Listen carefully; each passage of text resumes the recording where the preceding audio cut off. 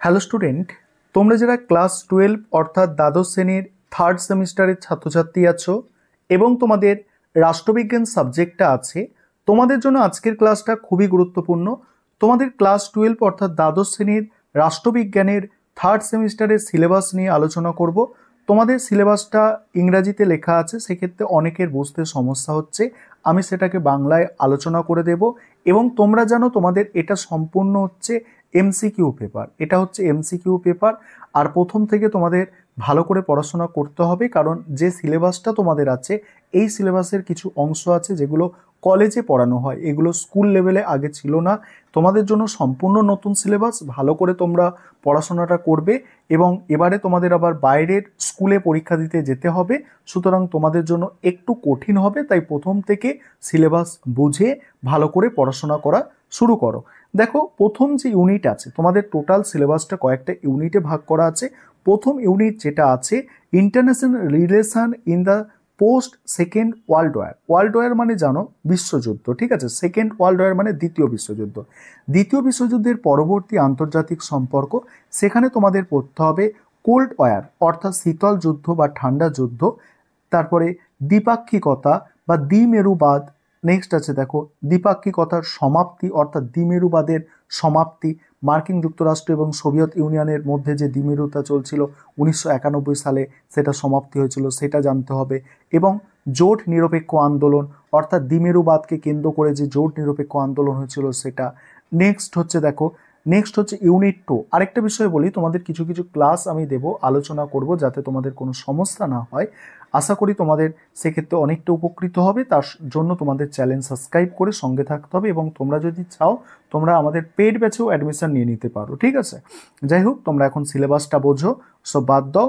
দেখো দ্বিতীয় যে ইউনিট আছে, দ্বিতীয় ইউনিটটা কি আছে দেখো, ইন্টারন্যাশনাল অর্গানাইজেশন অ্যান্ড ইনস্টিটিউট সম্পর্কে জানতে হবে, অর্থাৎ আন্তর্জাতিক সংস্থা এবং প্রতিষ্ঠান।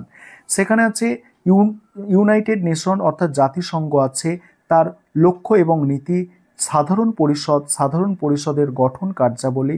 তারপরে আছে তোমাদের দেখো নিরাপত্তা পরিষদের গঠন কার্যাবলী। তারপরে দেখো এখানে ইসিওএসওসি এর হচ্ছে গঠন কার্যাবলী। নেক্সট হচ্ছে আন্তর্জাতিক বিচার আদালত। নেক্সট হচ্ছে দেখো এজেন্সি, ইউনিসেফ পড়তে হবে, ইউনেস্কো পড়তে হবে, হু পড়তে হবে, ওয়ার্ল্ড ব্যাংক অর্থাৎ বিশ্ব ব্যাংক, আন্তর্জাতিক মুদ্রা তহবিল, এগুলো জানতে হবে। এবার 3 নম্বর ইউনিট, 3 নম্বর ইউনিটে যেগুলো তোমাদের পড়তে হচ্ছে যে আধুনিক বিশ্বের নিরাপত্তা। নেক্সট আছে দেখো, নেক্সট আছে প্রথাগত নিরাপত্তা, অভ্যন্তরীণ ও বাহ্যিক। নেক্সট আছে অপ্রথাগত নিরাপত্তা, মানব নিরাপত্তা, সন্ত্রাসবাদ, অভিবাসন, দারিদ্র্য, মহামারী, তারপর পরিবেশগত নিরাপত্তা। এই যে পার্টটা আছে বিশেষ করে এই 3 নম্বর পার্ট, এটা কিন্তু তোমাদের জন্য চূড়ান্ত পরিমাণে কঠিন। এটা ভালো করে না বুঝলে, না পড়লে সমস্যা আছে, এখান থেকে তোমরা কোয়েশ্চেন উত্তর দিতে পারবে না, কারণ বোর্ড কোয়েশ্চেন পেপার এবারে তৈরি করবে, তাই ভালো করে তোমাকে কিন্তু পড়তে হবে।